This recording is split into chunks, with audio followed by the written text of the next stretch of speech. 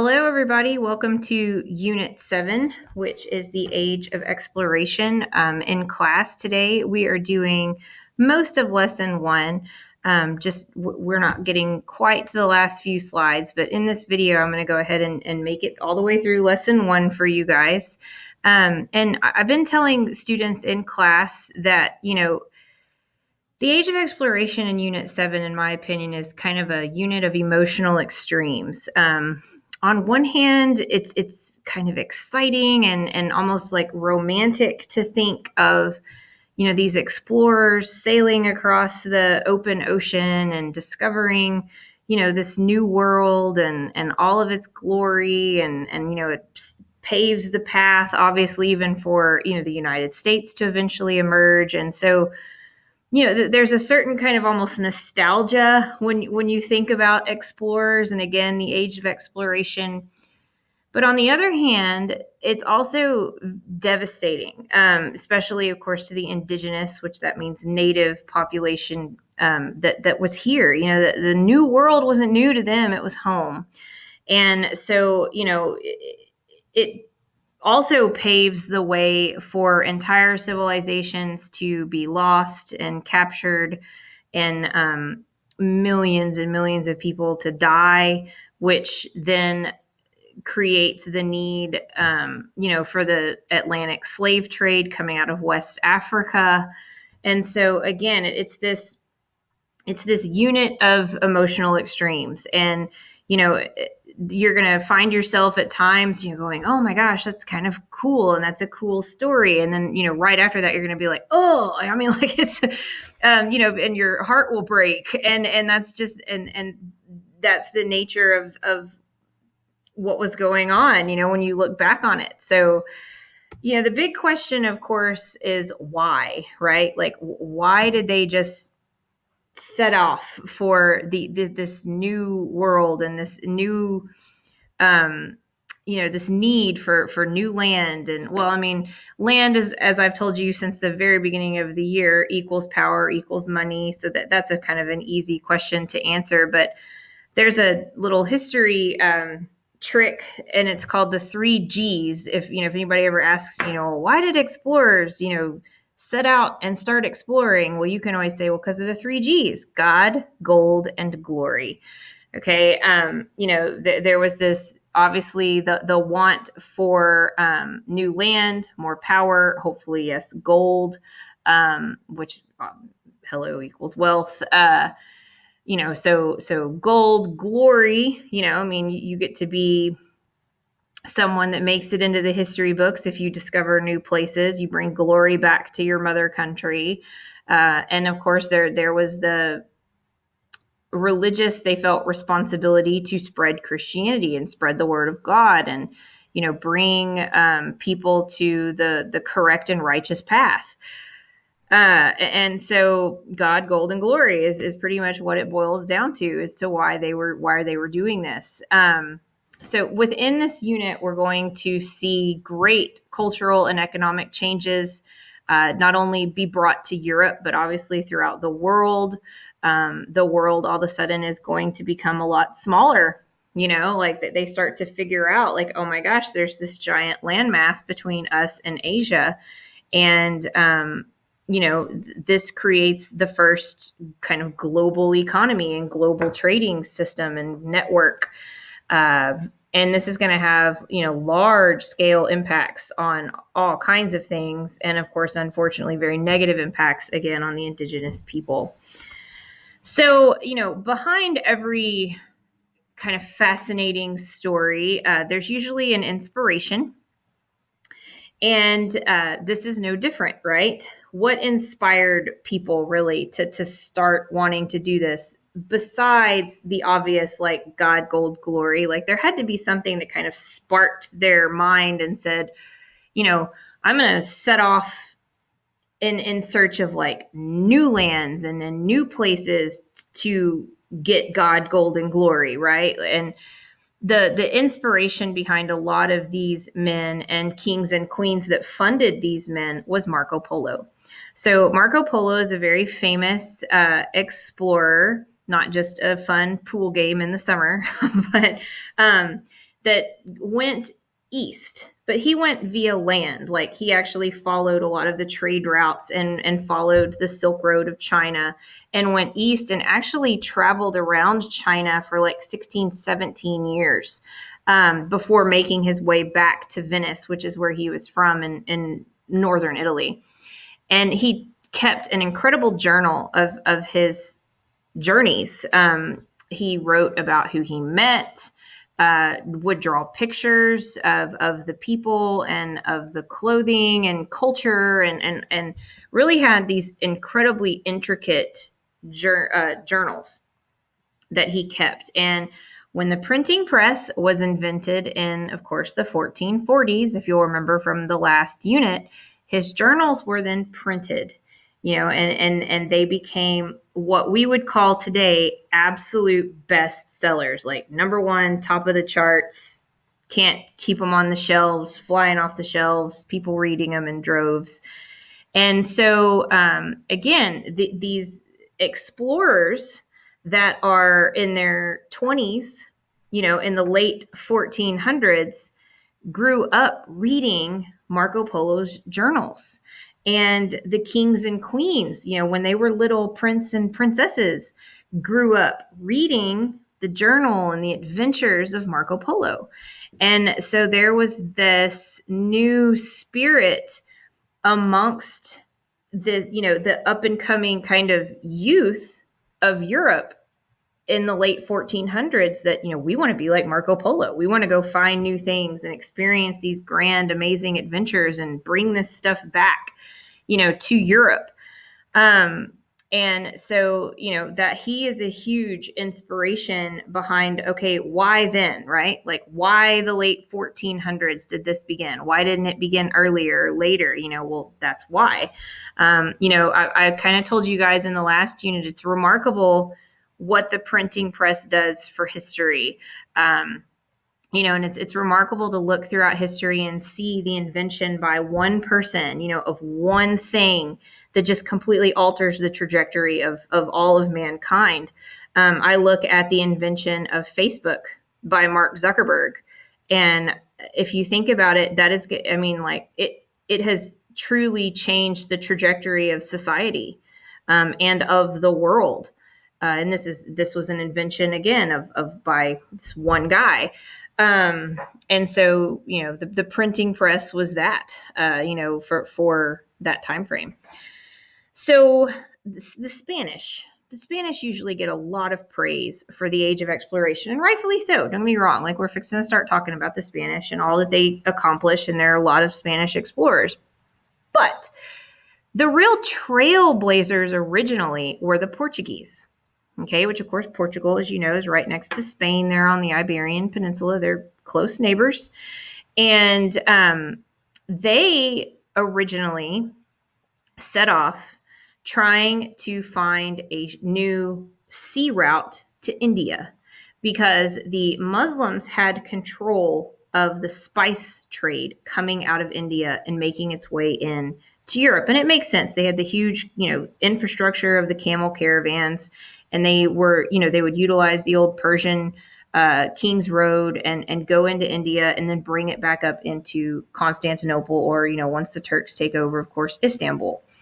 And, and they had that market cornered literally like for centuries. Well, the Portuguese were kind of like, if we can find a sea route to India, we could take over the spice trade from the Muslims. And of course, if we're getting there via ship, a ship can carry a heck of a lot more spices than a camel's back.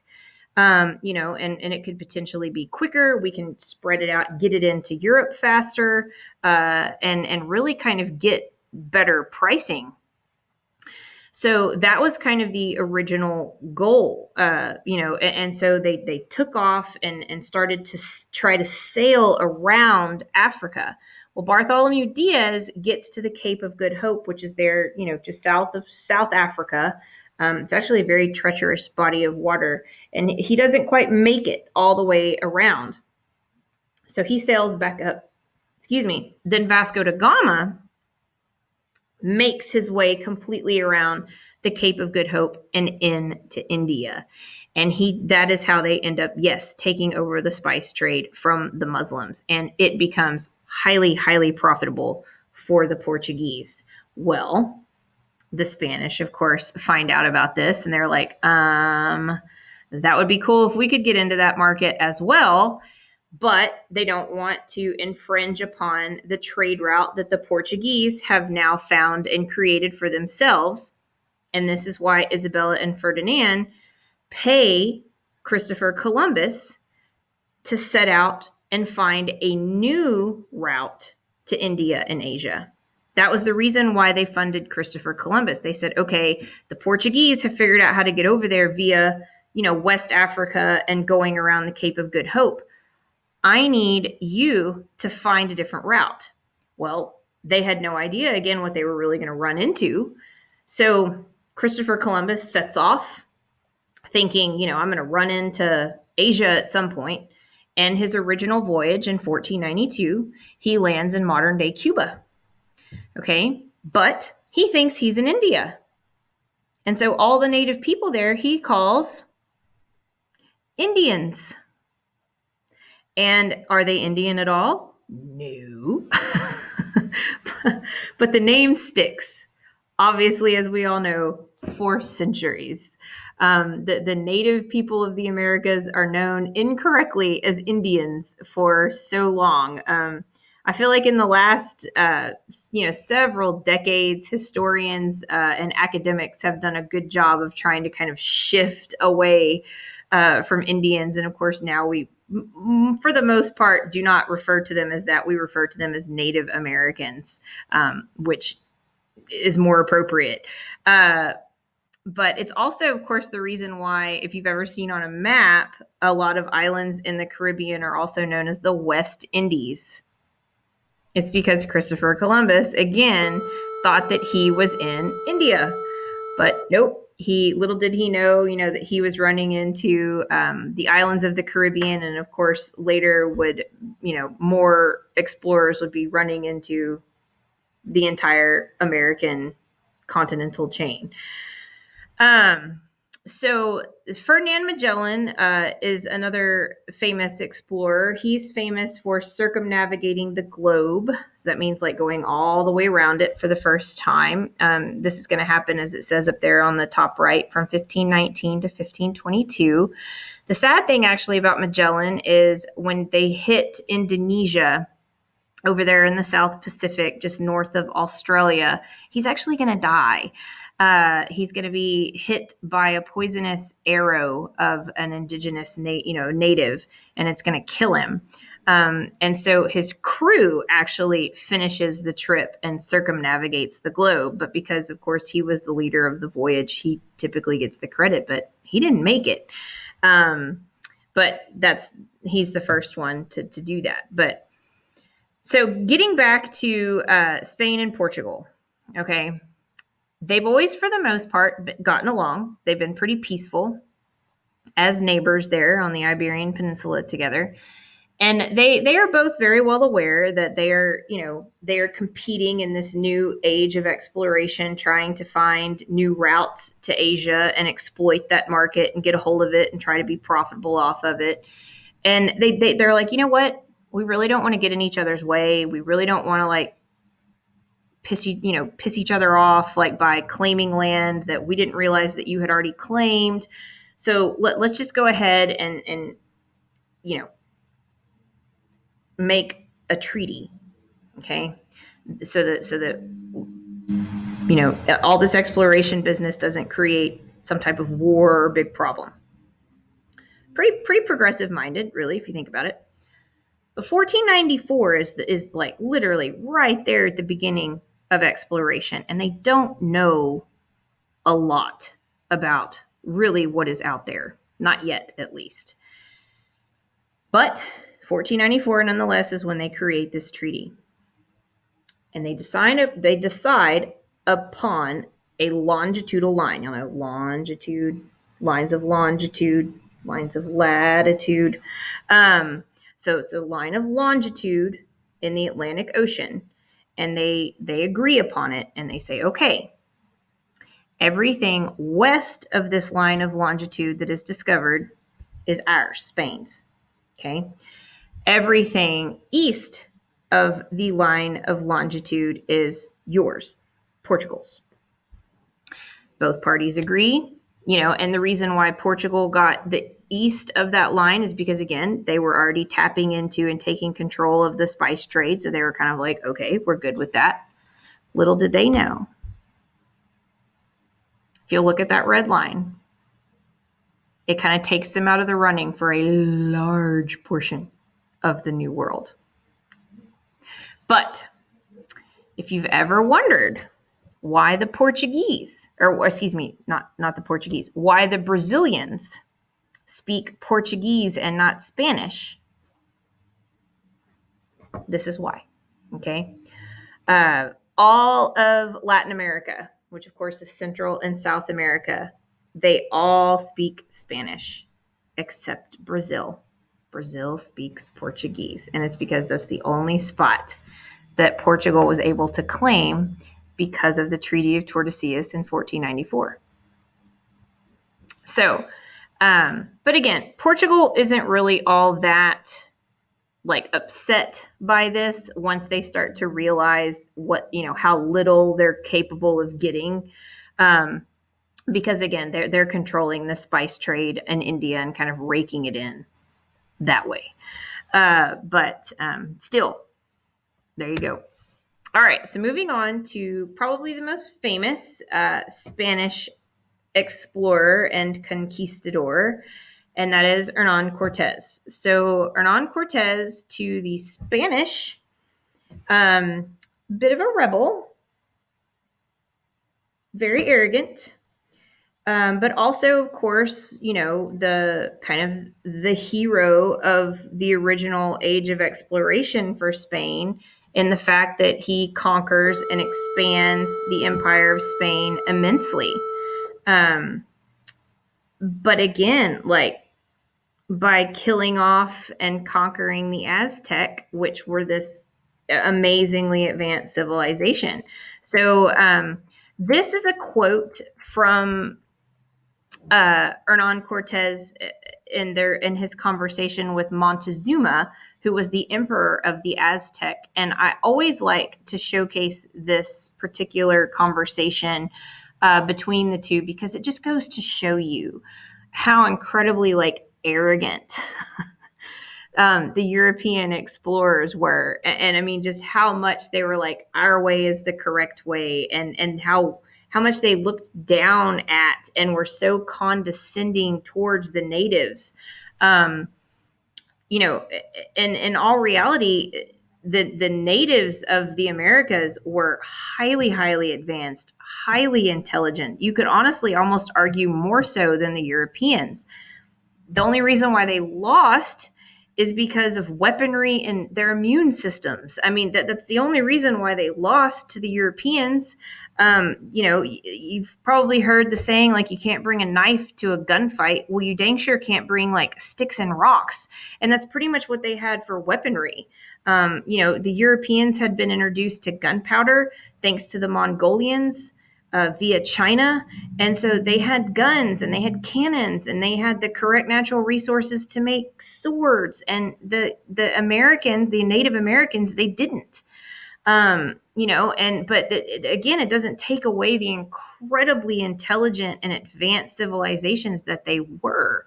But I'm going to read this to you. And again, it should boggle your mind, the arrogance. So Hernan Cortez said to the Aztec ruler Montezuma through our interpreter, half laughing, "Senor Montezuma, I do not understand how such a great prince and wise man as you are has not come to the conclusion in your mind that these idols of yours are not gods, but evil things that are called devils." Let's just stop right there. Think about it. He just insulted his intelligence for believing in his gods. He's talking to an emperor of a civilization, and he's just basically said, oh, come on, you're smarter than that. Come on. This is how arrogant, okay, they were. So Montezuma replied half angrily, naturally, Senor Cortez, we consider our gods to be very good, for they give us health and rains and good seed times and seasons and as many victories as we desire. And we are obliged to worship them and make sacrifices in their honor. And if you basically say another word in their dishonor, like, it's not going to be good. But unfortunately, what ends up happening is, of course, Cortez comes in and promptly takes Montezuma hostage. And the video will explain kind of the back and forth between Cortez and the Aztecs. But I mean, eventually in 1521, he's going to completely take over the Aztec Empire. And this is the video that I want you guys to watch. And I challenge you to look up also the ruins of Tenochtitlan, just on the outskirts of Mexico City, and look at the incredible temples and the architecture that the Aztecs were capable of. Look at artistic renditions of the recreation drawings and such of Tenochtitlan, and I think you will just be like blown away, by what was there and what these people were capable of. A little side note, I know y'all know what sonar is. It's going through the water and using sound waves to create imagery of, what's in the water or on the seabed. They now have LiDAR.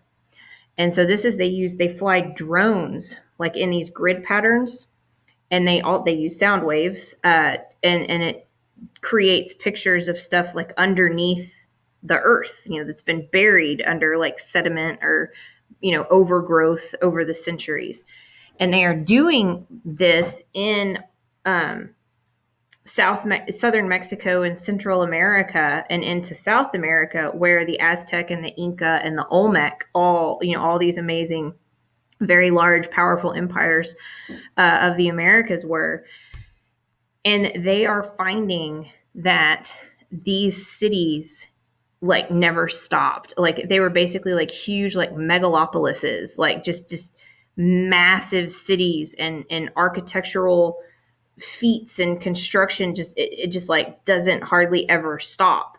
And the only reason why we think that only these certain spots exist and these certain temples and stuff survived is because if any of you have been to like Cancun or like the Caribbean or southern Mexico, the thickness of the jungle and its growth is immense. It's very, very difficult to get through.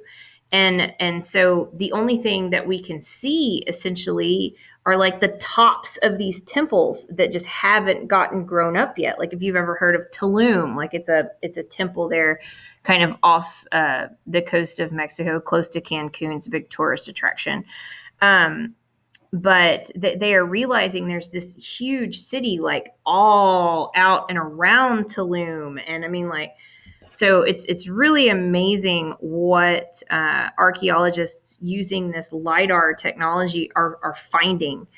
So keep your eye and ear out for maybe documentaries on like the History Channel and Discovery Channel about that, because it's starting to really shake things up in the history world. So. Okay, so the Inca again, another incredible civilization, very advanced civilization in South America. Modern day Peru is where they were based, and unfortunately, Francisco Pizarro and the Inca are going to almost have a parallel story to that of Hernan Cortez and the Aztec. Incas are going to face, as it says, the same fate due to inferior weaponry, disease, and Pizarro is going to sack the capital city of Cusco, just like Cortez sacks Tenochtitlan. So, and this is going to expand the Spanish Empire even more, moving into the mid 1500s. So, again, it's incredible glory for Spain, and the Spanish Empire, but of course devastating for the indigenous people. All right, so shifting just really quick to the technology of the day, right? Like, how did they do all of this? I mentioned the caravel that was built by the Portuguese earlier in the lesson. This was a smaller ship, but actually really a very sturdy, well-built ship. And because it was not quite as massive, like as the Spanish ships, it was faster, and of course, it was also more maneuverable. And there are going to be kind of countries that look at the caravel and try to kind of copy it, but make modifications here and there where they can. Advances in cartography, which is of course this map making, start to happen because hello, there's a whole new continent to figure out. Samuel de Champlain is a really interesting character. He's French, clearly, and he comes over and he surveys like the entire east coast of North America. And what's crazy is if you look back at Champlain's like original maps of the east coast of North America, they're like spot on.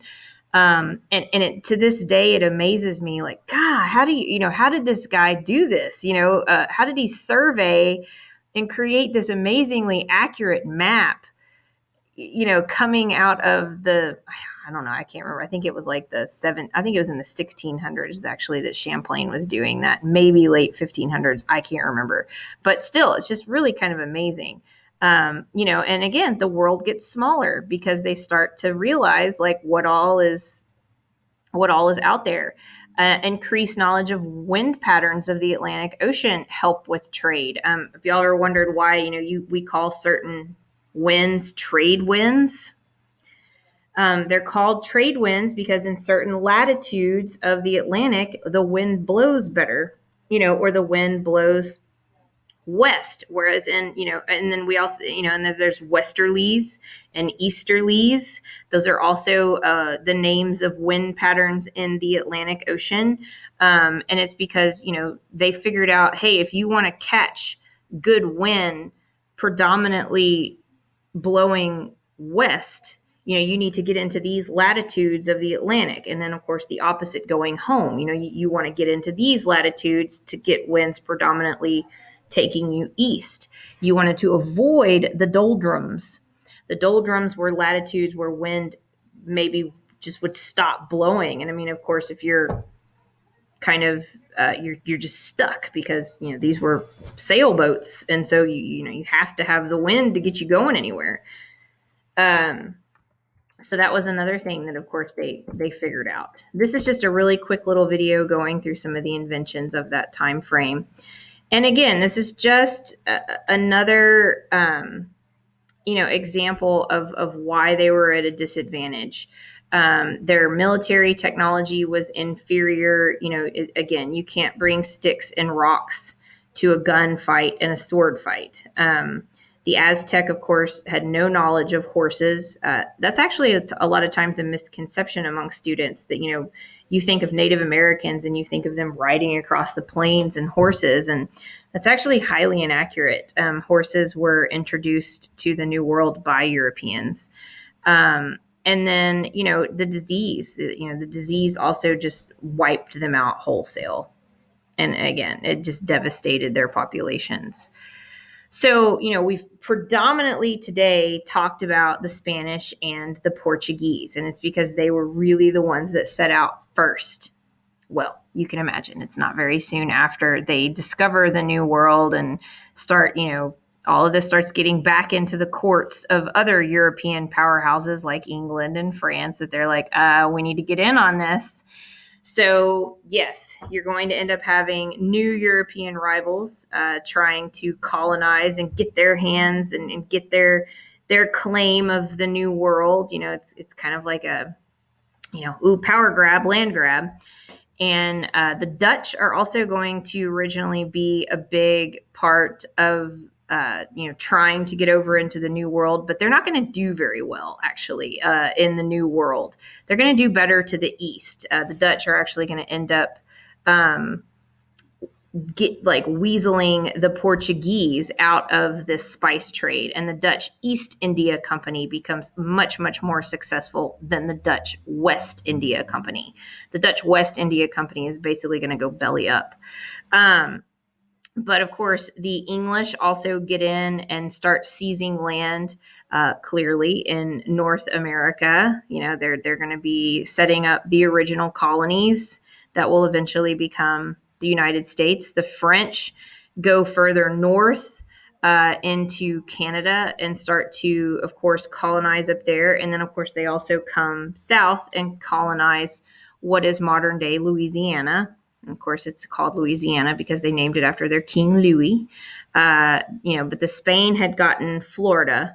But the French are going to come around and colonize there on the Mississippi. New Orleans, Orleans is a city in France, very famously, where Joan of Arc gets burned at the stake. That's why she's the Maid of Orleans. But anyways, so everybody's going to start trying to get their piece of the pie here. So this is a good little picture of everything I was just trying to explain in terms of who gets what. This is just looking at North America. Obviously, all of South America, as you already know, is predominantly Spanish, except for Brazil. Portugal gets that. But, England's going to establish Jamestown in modern day Virginia. And you're going to have, again, the French establishing Quebec, Louisiana. Spanish are going to have, of course, modern day Texas, New Mexico, parts of Arizona, California, all of Mexico, and really down from there. So, yeah, here, this is going to be a huge shift in history. And that's where we're going to stop for today. That is lesson 1 of Unit 7. So if you have any questions, again, shoot me an email. If not, I will see you guys tomorrow for lesson 2. Bye.